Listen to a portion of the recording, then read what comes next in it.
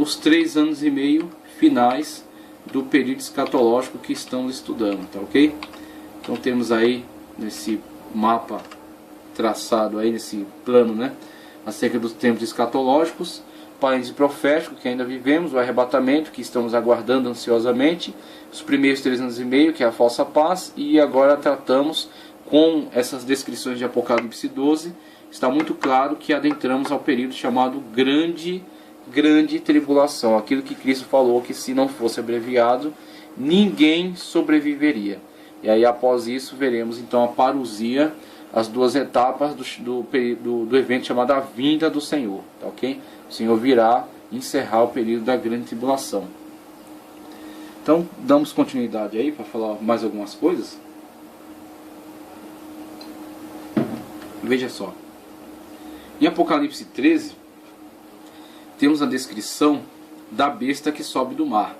E aí temos uma ligação muito forte entre a descrição de João no Apocalipse da besta que sobe do mar e da descrição que Daniel já havia feito com a visão, primeiro, o sonho de Nabucodonosor com relação à estátua, tá ok? A estátua que tinha aqueles metais diferenciados, a cabeça de ouro, os braços, peito e braços de prata, ventre de bronze, pernas de ferro e pés de ferro e barro. Tá ok? Temos aí a visão, o sonho de Nabucodonosor com relação à estátua, a visão que Deus deu a Daniel com relação aos 4 animais, e aí após isso, aquilo que está relacionado, que é um pouco diferente, mas está intimamente relacionado.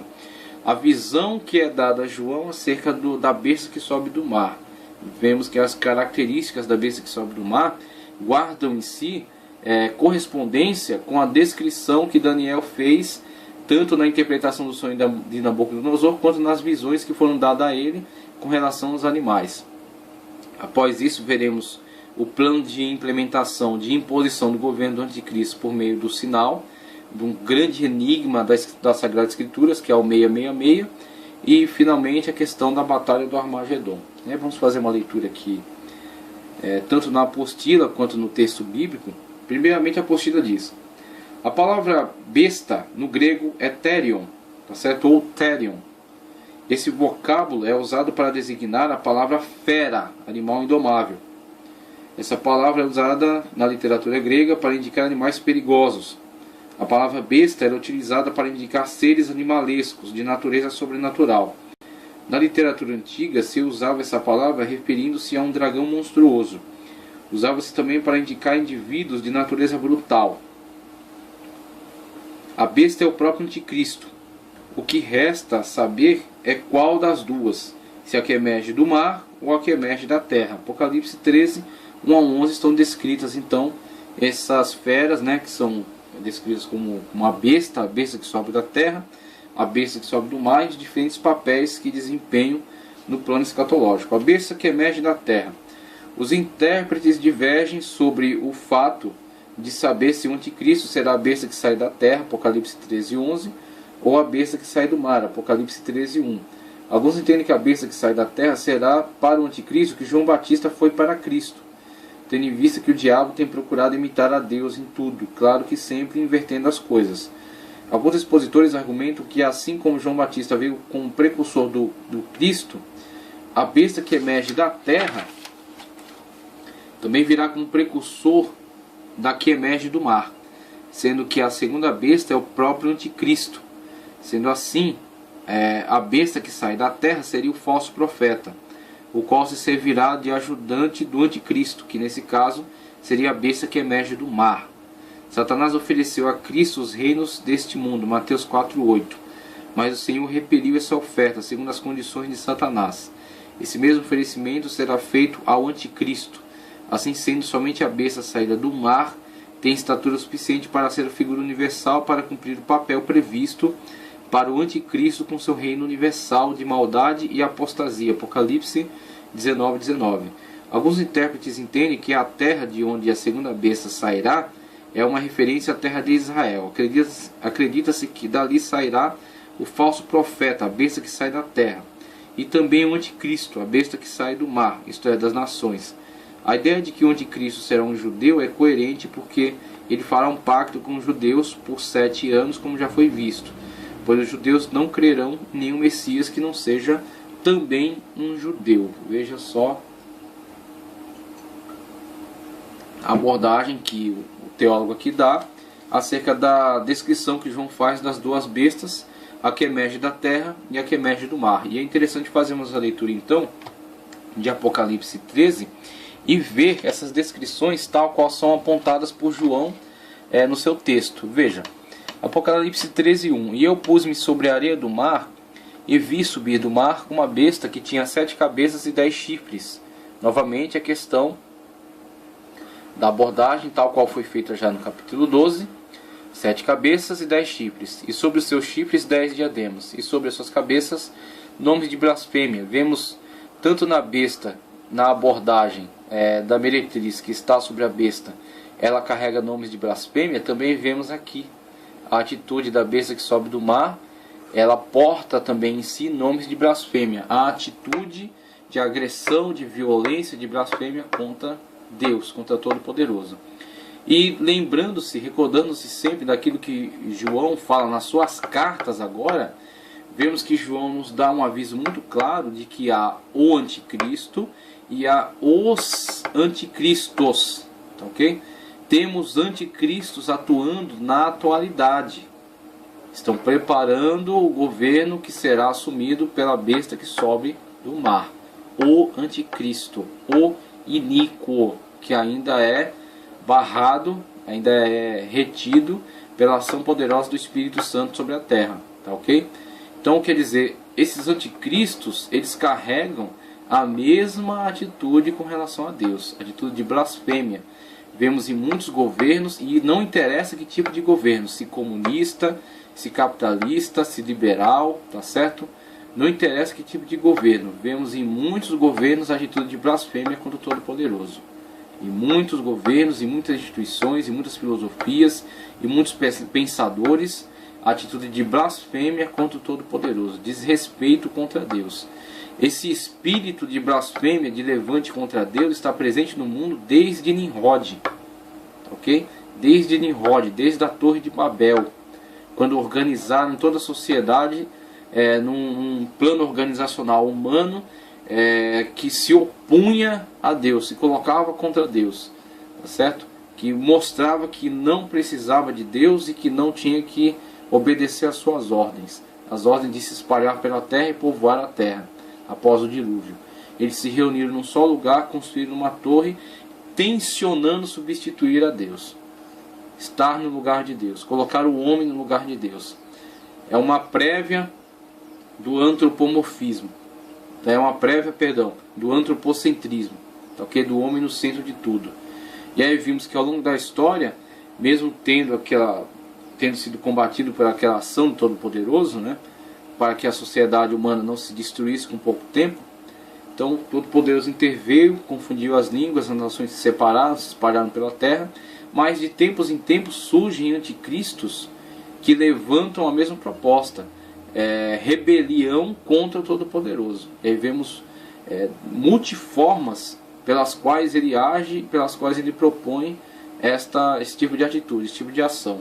Não precisamos de Deus, não precisamos do Senhor, tá certo? Não reconhecemos a sua verdade, não reconhecemos a sua lei, desprezamos, né, as palavras de Deus, nos levantamos contra o Senhor, diversos tipos de ações, quer na filosofia, na música, na literatura, na política, na mídia, nos filmes, nos desenhos animados, diversas atitudes de chacota, de zombaria, de blasfêmia contra Deus e contra a sua verdade nas Sagradas Escrituras. Okay? É o Espírito que está atuando hoje em alguns lugares, né? Em alguns lugares, levantando-se individualmente, e que serão todos incorporados agora neste ser, que traz em si esses nomes de blasfêmia. Esse ser que tem 7 cabeças, que tem a plenitude do governo, que tem 10 chifres, né, que está bem organizado num plano da estrutura humana, que tem os diademas, ou seja, foi-lhe dada autoridade, e que tem o nome de blasfêmia. Está numa atitude de oposição contra Deus, de uma forma bastante declarada. A besta que vi era semelhante ao leopardo. Aí veja as descrições que foram dadas anteriormente por Daniel. Tá, ok? Quando Daniel viu os 4 animais que emergiam do mar. O leopardo com 4 cabeças e 4 asas. Então, da mesma forma como Daniel viu, foi dada a Daniel aquela visão, João o vê aqui. E a besta era semelhante ao leopardo. E aí a besta tem o corpo, né, que carrega esta marca do leopardo. O corpo é semelhante ao corpo de leopardo. Porque aquilo que o leopardo, visto por Daniel, representava com relação ao poderio do reino macedônico, que se espalhou pelo mundo e difundiu a cultura, a língua, tá certo? Isso estará incorporado no governo que será assumido pelo anticristo. O anticristo terá em si todas essas características descritas tanto na estátua quanto nos animais, estarão reunidas plenamente no governo do anticristo. E vi, a besta era semelhante ao leopardo, seus pés como os do urso, tá, ok? O urso que Daniel também viu, semelhante do urso, sua boca como a de leão, certo? Como Daniel também viu o reino de Babilônia, tanto a cabeça de ouro, quanto o leão alado, quanto a boca de leão que está presente aqui. E é interessante, a boca é de leão. A boca de leão, podemos dizer que é a fala, o discurso, a ideologia, a filosofia apregoada pelo anticristo, que tem aquelas características soberbas da Babilônia. Como Nabucodonosor, quando externou, né, colocou para fora todo o seu sentimento de soberba pela construção da poderosa Babilônia.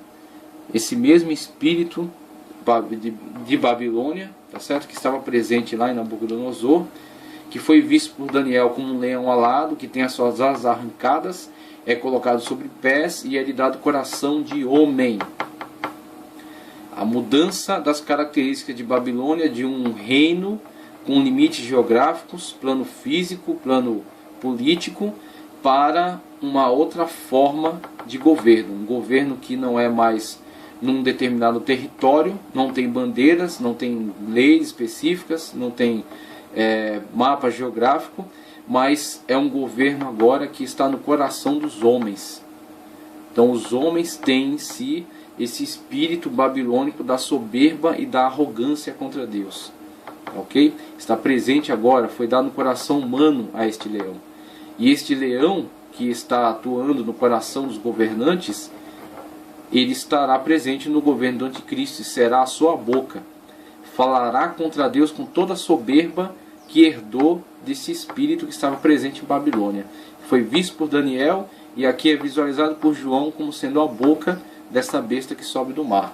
E aí veja, a boca do leão, e o dragão deu-lhe o seu poder. Como Deus, por exemplo, dá o seu poder ao Messias, o Messias fala que ele e o Pai são um. Quem vê a mim vê o Pai, como ele disse para Filipe, tá certo? Como vimos no batismo nas águas, Cristo saindo, o Espírito Santo vindo em forma de pomba, e o Pai bradando dos céus, esse é meu filho em quem me comprazo. Da mesma forma, o diabo faz o papel de Deus para o anticristo.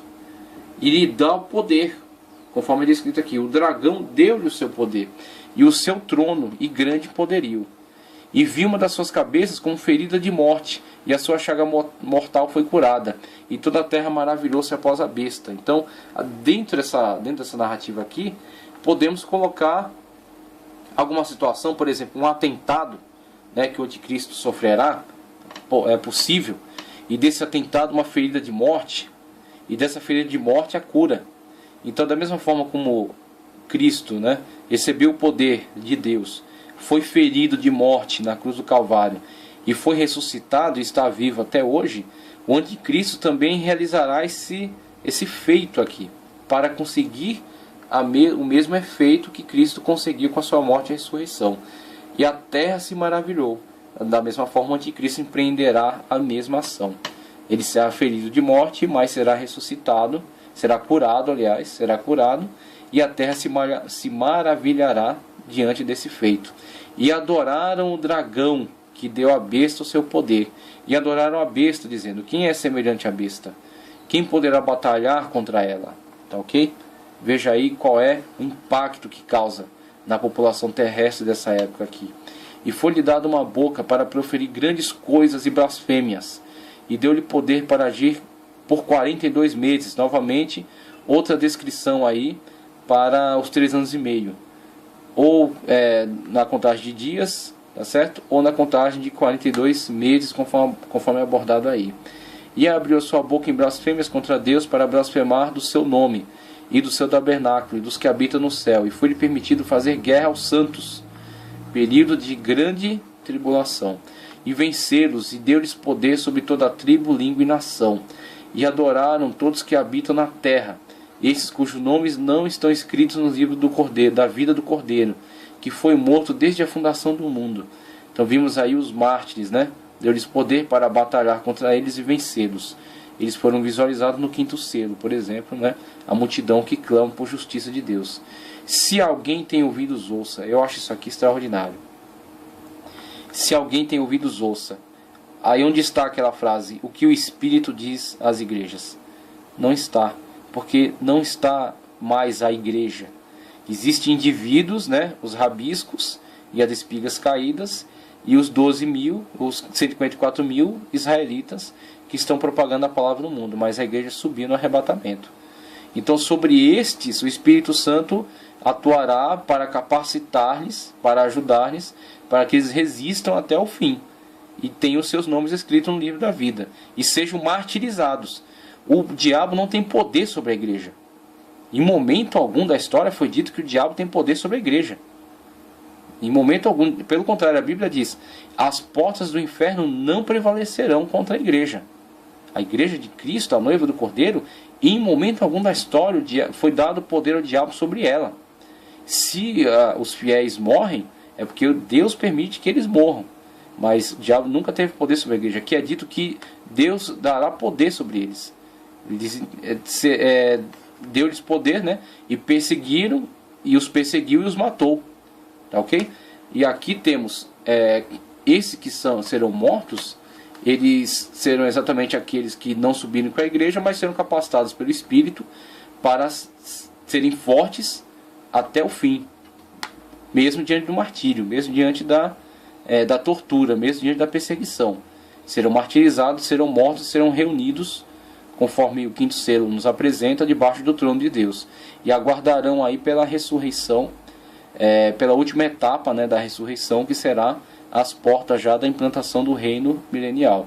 Mas aqui não é dito acerca da igreja. Se alguém tem ouvidos, ouça. É isso que é dito aqui. Se alguém leva em cativeiro irá. Se alguém mata a espada, necessário é que seja morto. Tá certo? Aqui está a paciência e a fé dos santos.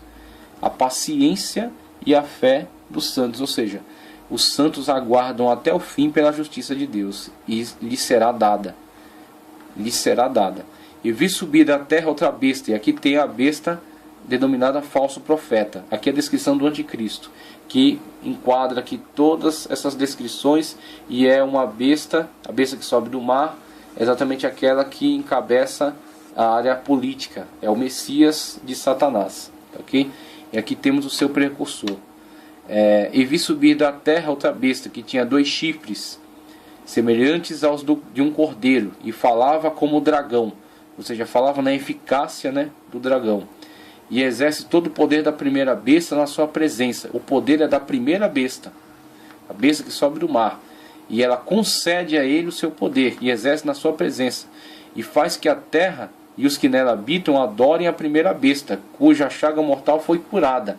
Veja o culto satânico implementado aqui nessa época. Veja o culto satânico implementado nessa época. E que esse sacerdote satânico, esse falso profeta, levará toda a terra à adoração à besta, né? Mediante esta ação de cura, tá certo? Que será realizada a chaga mortal com a qual foi ferida. E diante dessa ação de cura, levará toda a terra à adoração dela, a adoração da besta que sobe do mar, do anticristo. Então veja que existem diversos grupos. Eu citei aí acerca da maçonaria, por causa das suas características sincréticas, né? O sincretismo que implementa de uma forma sistemática, agrupando todas as religiões debaixo de uma mesma organização e colocando-se acima delas, Porque isso que é interessante na maçonaria, conforme os graus vão aumentando, as pessoas que pertencentes à religião que pertença, elas colocam a sua religião em segundo plano, adotando os conceitos daquela loja maçônica e os colocando acima da sua própria religião.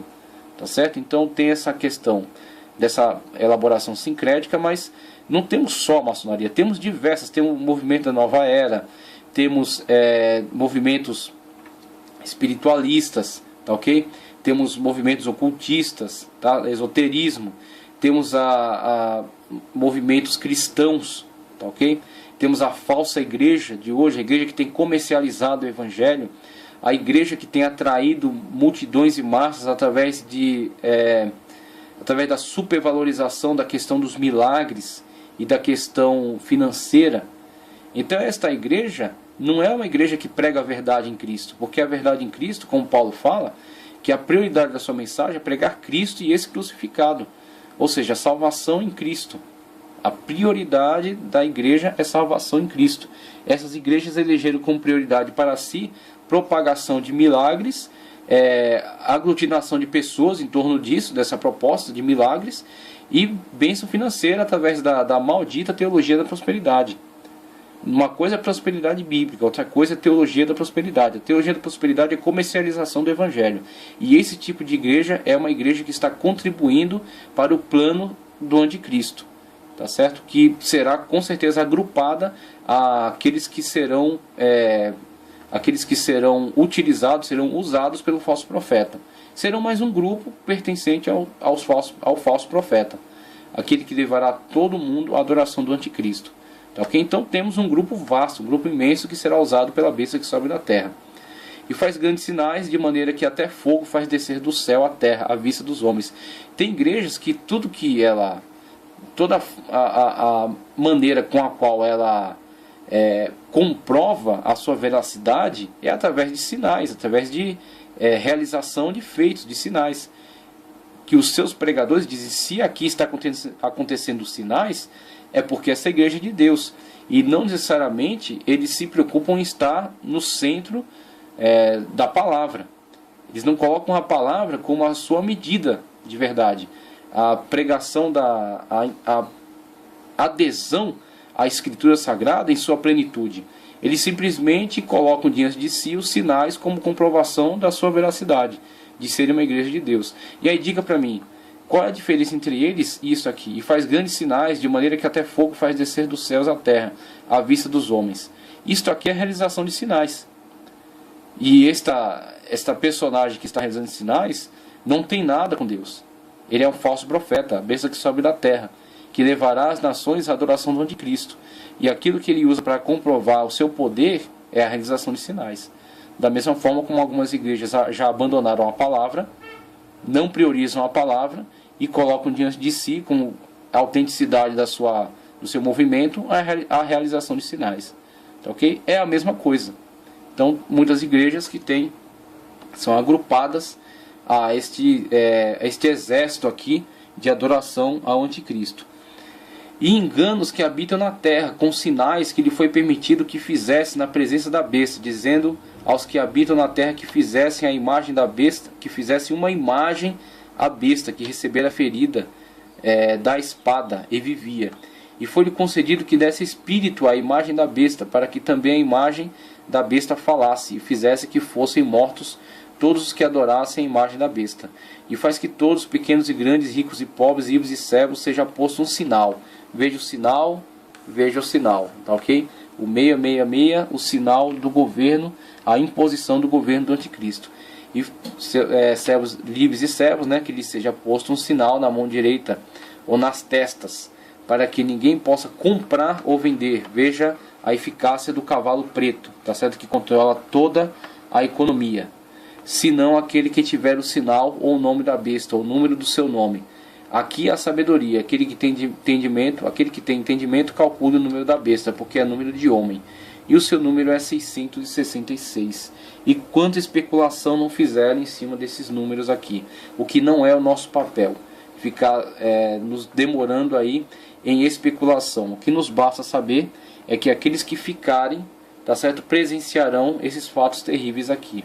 A imagem que lhe será dado poder, e vemos aí o desenvolvimento hoje da inteligência artificial e a engenharia robótica, né? Nessa época alcançará a plenitude juntamente com a eficácia de Satanás, né? Contribuindo com isso aqui, e vemos a imposição do sinal da besta, a sua política agora num plano universal, num plano geral e num plano completamente impositivo. Será um sinal de homem e será claro para aquele que estiver aqui que sofrer essa imposição. Não restará dúvida, é isso que João está dizendo. É um número de homem, será imposto e diante dele haverá apenas aceitação ou rejeição. A aceitação o coloca no plano do diabo e fora do plano de Deus. Rejeição o faz um perseguido.